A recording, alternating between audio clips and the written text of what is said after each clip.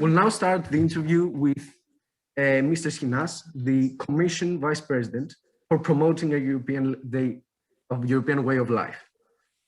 He took office in December 2019 as the Vice President in the von der Leyen Commission with the portfolio of European Commissioner for promoting the European way of life.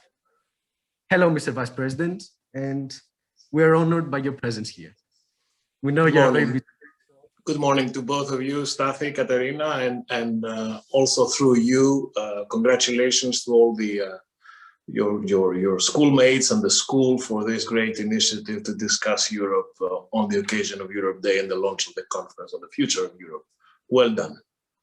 Thank you very much. We know you're a very good man, so thank you for making the time to be here. Mr. Vice President, we shall now begin with our interview. We'd like to start with some questions regarding the youth and the European Union. We are the future of the European Union. What does it give to us, the youth? Well, looking back to this tremendous, fantastic adventure that the European integration is, one can distinguish three generations of Europeans building this process.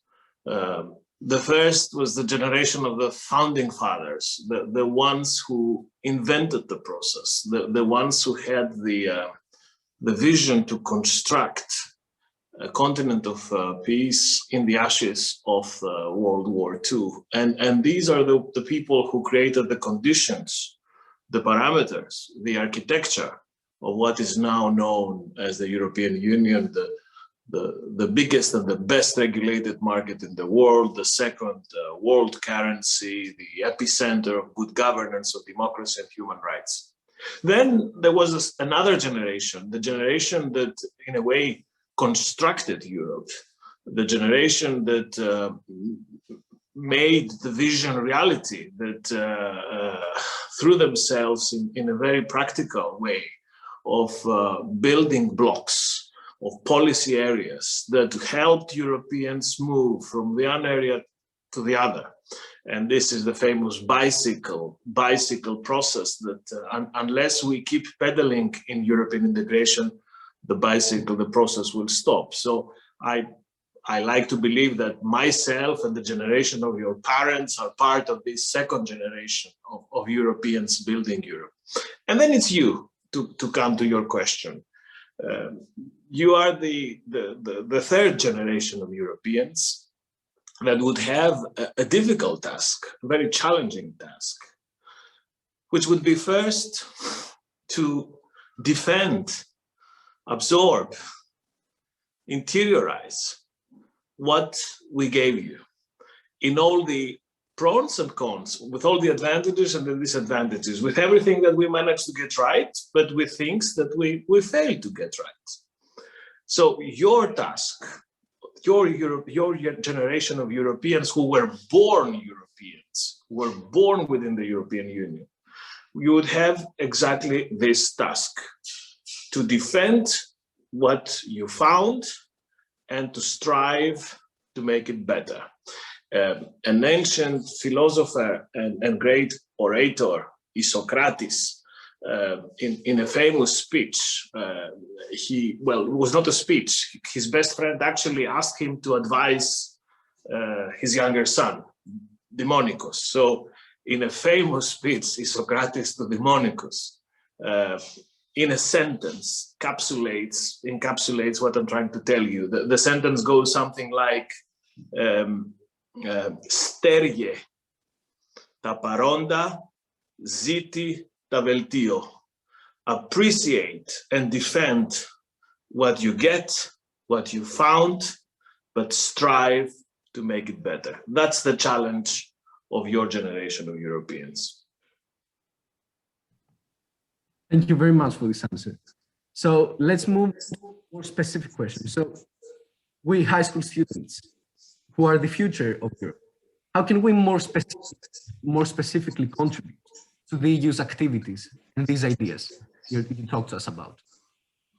Yes, this is also something that is unique in a way to your generation compared to ours, because you will join the first the education community and then the labor market under conditions which even for our time were not possible.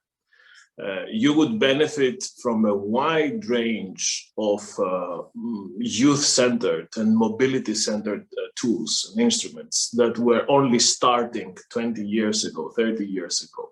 And now they're a tangible reality.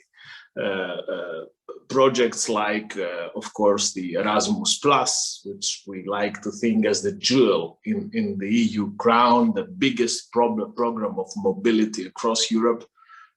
We managed to have about 9 million Europeans benefiting from Erasmus in the past. Our ambition is to have 20 million Europeans by 2027. We have actually doubled the amount of money for Erasmus. This is a magnificent opportunity for you guys.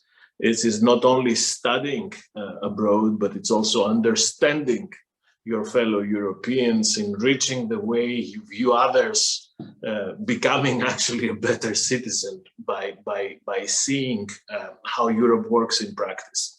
You also have specific tools and programs like the European Solidarity Corps, which is a facility that allows Europeans, young Europeans, to engage in voluntary work sponsored by the European Union. And you also have other type of mobility programs like Discover EU, which is a sort of EU Interrail pass that allows young Europeans to travel and meet each other. So on the mobility side, you would have many more opportunities than we had. Next to it, I think you should also benefit from what is now happening in Europe, which is an ongoing skills revolution. We're building up in Europe for the first time in years, a meaningful, very aggressive plan for upskilling and reskilling.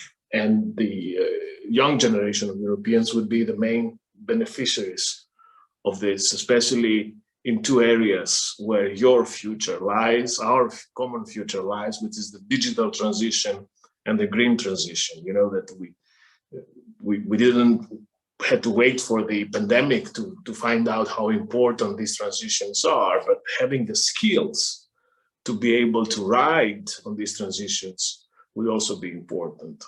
And finally, look, you are citizens of a union of 460 million people. You are free to travel, study, work across borders.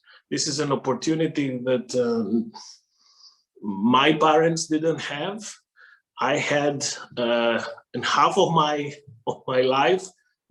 You are the living example, the living embodiment of what it means to be European today.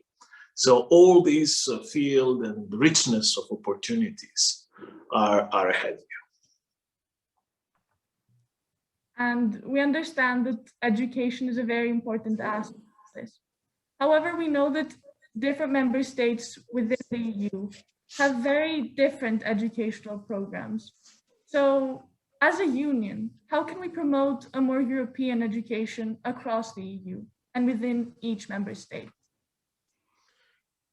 Yes, Katerina, this is indeed a question that needs a certain reflection. Because the answer is not that simple. As you rightly point out, education is still a national competence. Education policy is not a European area of competence according to the treaties. There is no such thing as a European curriculum.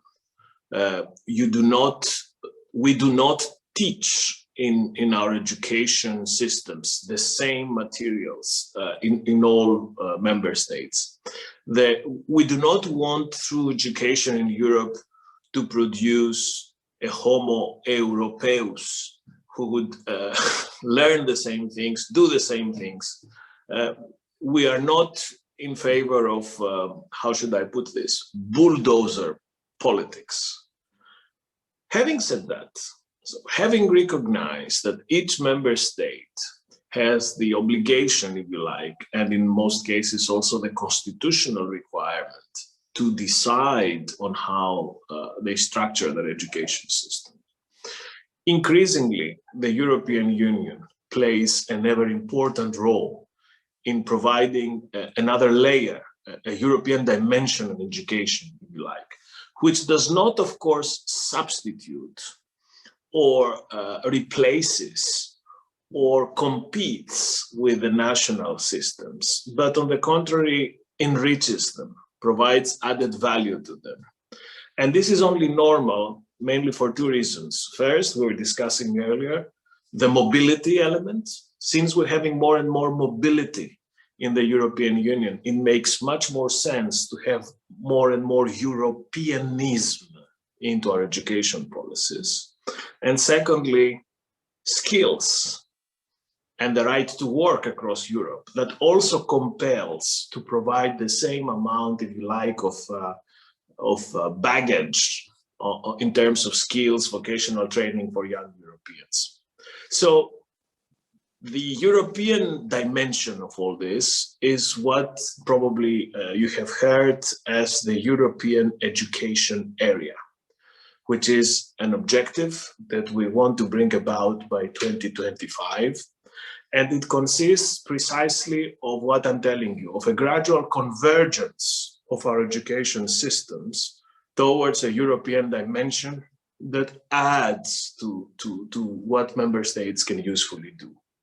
Key in this European education area, which is, I want you to imagine it as a new constellation, as a galaxy of different things happening, is of course the mobility element we were discussing earlier, Erasmus, and the education mobility programs, the skills programs, languages training, and a new facility that we have introduced, the European University Alliances, which for the first time we bring together clusters of European universities under the European education area objective that are funded by the European Union.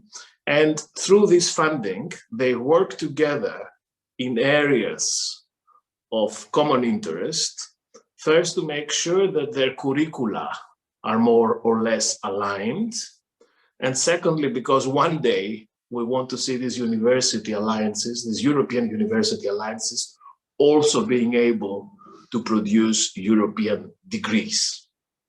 So I took some time, probably more than I should have, but I think it's important to understand what is happening at the national level and what we can usefully do at European level when it comes to education. Thank you very much. So let us move to a more Greek topic, which is also European. So refugees is a rising problem in the last few years for Greece, but also naturally affects Europe as a whole. So in your opinion, how can we ensure the successful integration of refugees in the Greek state, but also in the European Union in general? Stafi, let me start by saying that refugees is not a problem. It's part of a reality that is around us. If I may say so, it's a global issue, but very much also a European issue, because if we look at ourselves in Europe, we are more or less all children or grandchildren or great-grandchildren of people who at some point moved. So the refugee phenomenon and the migratory phenomenon is not a problem. It's an issue. It's an issue that has many different dimensions, and it's an issue where Europe, you're right there, needs to get it right. Needs to get it right in all its dimensions, and it needs to get it right beyond the dramatization and the toxicity, the politicization that these issues very often fall victim to in the public debate. Let me start with a main premise, a European premise, if you like, on migration and refugees, which is the following: that Europe will remain an asylum destination for those who flee dictatorship, persecution, and war. This defines us. This is the European way of life. It cannot be otherwise. We will continue in Europe to be an asylum destination. At the same time, all those who are not liable to obtain asylum protection under the European Union laws will not be able to stay with us. This is the distinction between a proper migration system based on very solid and transparent asylum procedures with a system of burden sharing and solidarity, but also with a system of border management, of returns and readmissions of those who have no right to be with us in Europe. So this is the basic European premise. Once we get clear, once we agree, then we have to work on the different chapters of this process. So, and there you're right, when we have many thousands in Greece, many thousands in Europe, probably hundreds of thousands of new Europeans, refugees who are with us legally and they are under our protection, it is our duty as Europeans to provide them with all the necessary tools that they can access the European way of life in public health, education, training, housing. We have to make sure that these people benefit from what the European systems can provide. But at the same time, and that is important, this is a two-way street.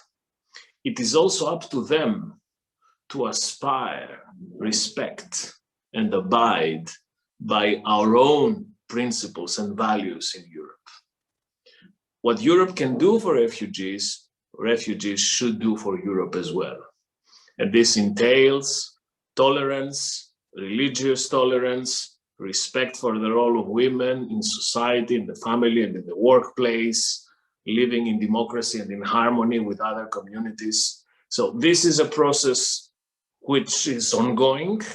It is not easy, but it's perfectly doable and realistic. And I think your question rightly points out to the need for the European Union and its member states to make sure that this process is run smoothly. We shall now move on to a different topic.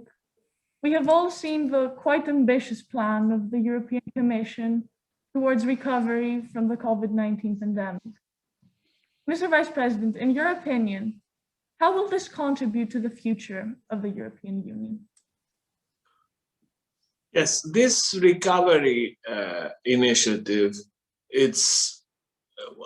I think many times we have abused the term historic. But I think if there is a case where the term is totally warranted, is this one. Indeed, it's a historic move by the European Union, mainly for two reasons. First, by its mere size of the resources, without precedents, unprecedented resources, so that we have dedicated to the Recovery and Resilience Fund almost 800 billion euros. If we add the community budget for the next 7 years, it's a sum that nears 2 trillion euros, something unheard of in the European Union. So the level of ambition is the first big thing. And the second big thing is that the money that we will use or will be using through the Recovery and Resilience Fund would not be money that would be simply distributed around or sprayed around, if you like. We will not going to sign checks here and there. These are resources that will target what we have been discussing earlier, the twin transition of Europe to digital and green Europe. So 37% of this money will go to green investments, 20% to digital investments, and the rest to areas of new economy, like skills, training, support to innovation. So this money we will not be building again roads and bridges. We have done enough of that in the past. These are money that would have to build a new economy. So it's a fantastic opportunity, both in terms of timing, because as we now entering the first stage of the exit of the pandemic, or the last stage of the tragedy, if you like, the timing is excellent because the money would start to come in exactly the moment we most need it. So yes, it's a new opportunity. It's a fantastic opportunity, both for Europe, but also for a country like ours in Greece, where the need for these transitions is very pressing. Thank you very much for this answer. So let's move to the final question, which we find very significant for the future of Europe. So, Mr. Vice President, we can all agree that the ideas of the EU are extremely valuable. However, as a union with now 27 members, the EU necessarily faces some very practical issues. Is there a way to overcome these issues, to create overall a more functional union? Or can we maybe in the future witness a United States of Europe, which is a very discussed topic, I believe. Okay, you kept the best for the end. These are what they call in California mega questions. Let me start by something you said, Stati. You said that, okay, we all agree that Europe is a good thing. Okay, we do. But I would also start replying to this question by urging everybody not always to agree. I think it's healthy, especially amongst young people, that we have many whys, not only wows. We need some challenge. We need some critical thinking. We do not need a ministry of truth that sort of echoes how good things are in Europe and how lucky we are to have it. We are. But at the same time, there are people out there that have questions. And we need to be able to answer these questions. And by answering these questions, we all benefit. It would be a huge mistake, I think, now that the discussion on the future of Europe starts, to project people with questions as being Eurosceptics, Europhobics. It will be a mistake. We need answers. We need to be able to provide answers, a bit like we're doing today. So the first call, I'm seizing this opportunity to ask you and your fellow students, don't do this as a one-off thing. Engage in the European debates. Learn more, answer more questions, or ask questions yourselves. I think it's a good thing for the overall health of the process that we have active debates and real debates on the stakes. And the second part of that answer would be, how will that work in the future? Okay, we've done all this together, so what is to come? If one looks very calmly on what is not yet done at the European Union level, you would be surprised to see that what is left to be done is not that much in scope, but it is enough on depth. What is left? There are two areas where we have not managed yet to work together as Europeans effectively. One is the area of common foreign policy and common security policy and defense. We do not have yet a Europe of defense, and we do not have a Europe that moves quickly in areas of foreign policy because we have veto and unanimity. So the most hesitant member state blocks the rest. Another area where we haven't done much is taxation.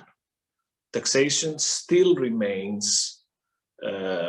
subject to unanimity. So we have a common currency, we have common laws, but member states use taxation to compete against each other.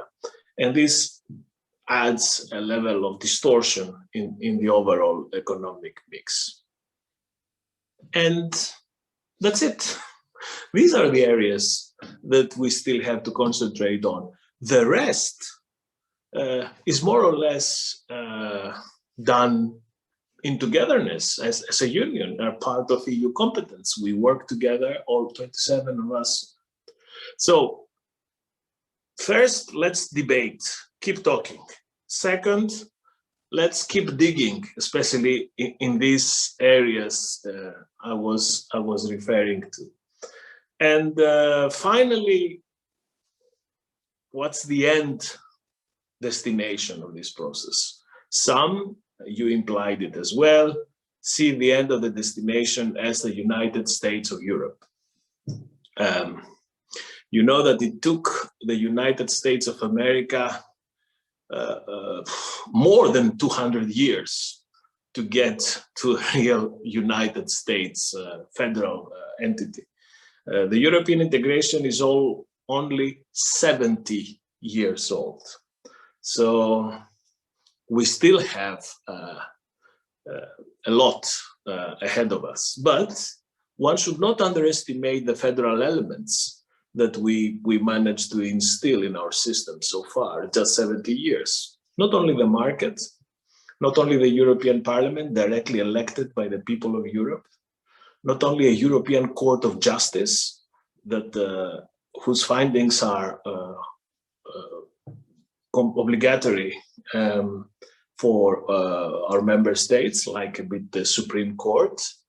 We're having a common recovery fund by using a common federal budget to raise money from the markets. We have border control agencies like Frontex. We have the second currency, a common currency. We have a bank.